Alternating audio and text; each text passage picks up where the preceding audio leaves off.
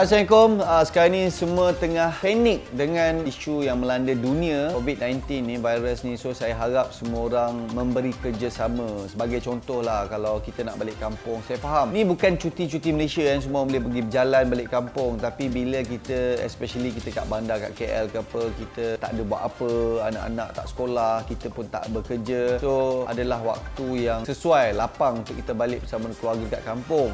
Bukan nak menghalang, tapi kalau boleh nak balik kampung tu check dulu betul-betul. Sebab apa tahu, kita takut kita ni pembawa virus bawa balik ke sana. So kalau boleh singgah kat klinik, check suhu, check semua, everything semua dah clear, baru balik. So kalau korang ada simptom-simptom wabak ni, so kalau boleh cuba elakkan dulu, bagi sihat betul-betul baru balik. Nothing to rush, kita ada 2 minggu cuti. Dan yang kedua, kalau siapa tu kita ingat kita semua ni, especially yang makan gaji, kita tetap bergaji dan kita tak nak gaji kita tu tak berkat. Walaupun bekerja daripada rumah, gunalah waktu yang sepenuhnya untuk bekerja daripada rumah. Kalau tak ada kerja sekalipun, mungkin boleh fikirkan sesuatu, bagi cadangan pada bos kita, pada tim kita. Mungkin kita ambil hikmah ni, benda ni berlaku, Allah nak bagi kita rehat sekejap untuk kita recharge, re-energize, untuk kita fikir suatu idea yang baru, mungkin boleh membantu company kita, membantu bisnes kita. So ambillah masa ni untuk tenangkan fikiran, berehat dan berfikir. Dan yang ketiga, sekarang ni semua orang panik. Kalau pergi pasar, pergi kedai tu, banyak barang-barang semua dah kosong dekat rak semua. So saya takut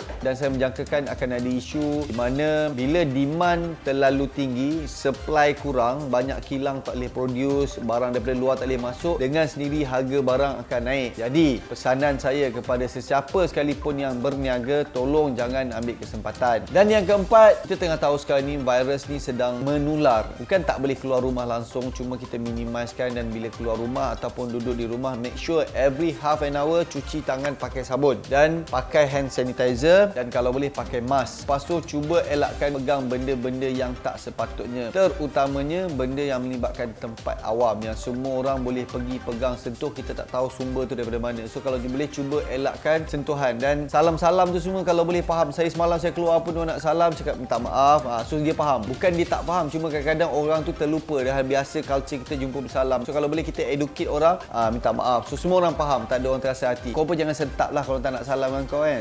Dan yang terakhir sekali, yang ini penyakit yang sangat berbahaya daripada COVID-19, iaitu suka share benda yang tidak sahih dalam social media. Sekarang ni social media ni adalah satu platform yang membuat orang panik. Jadi kalau kita dapat information, saya banyak dapat information daripada grup, daripada mana semua. So kalau benda tu korang rasa was-was, tabayun dulu, sahihkan dulu, baru korang share. Tapi pada saya, kalau tak share pun tak apa kot. Contohlah ada kematian, ada kes-kes, tak share pun tak apa kot. Sebab memanglah semua orang nak dapat like yang tinggi, komen yang tinggi, tapi kena ingat dominoes effect. Kesan selepas itu bila orang akan panik. Sebab saya ada berjumpa dengan Dr. Hanan, kawan saya bagi tahu, virus ni bukan tak bahaya, bahaya. Tetapi kalau nak bandingkan H1N1 dulu lagi bahaya. Cuma yang ni jadi lagi bahaya apabila orang terlalu panik. Apa-apa pun kalau kita dalam keadaan panik, benda tu akan getting serious. So sebab tu kalau kita tengok ramai yang mati di seluruh dunia pun sebab COVID-19 ni mereka yang berusia 50, 60 dan 70 tahun ke atas. Bila dia ada panik, dia akan attack penyakit-penyakit kronik yang lain. So kalau boleh sebelum kita share tu kita fikir, okey kalau aku share ni orang baca, orang akan takut, akan panik. Jadi benda tu menambahkan lagi kesan-kesan negatif terhadap situasi semasa ni. Kalau saya tak perlu share, dan kalau boleh tak perlu, kita bukan tak perlu ambil tahu. Saya ikuti perkembangan, saya akan tengok news, buletin utama daripada Astro Awani supaya benda tu sahih dan untuk setakat pengetahuan kita. Tapi kalau kita sibuk nak share dalam social media, benda tu tak penting. Yang lebih penting kita dapat mengawal mentality kita, mindset kita, supaya semua orang berada dalam keadaan tenang dan tidak panik, tidak takut.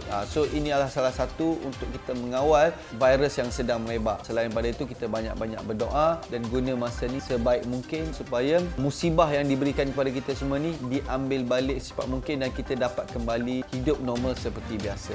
InsyaAllah sama-sama jaga diri dan sama-sama prihatin untuk sekitar kita. Terima kasih.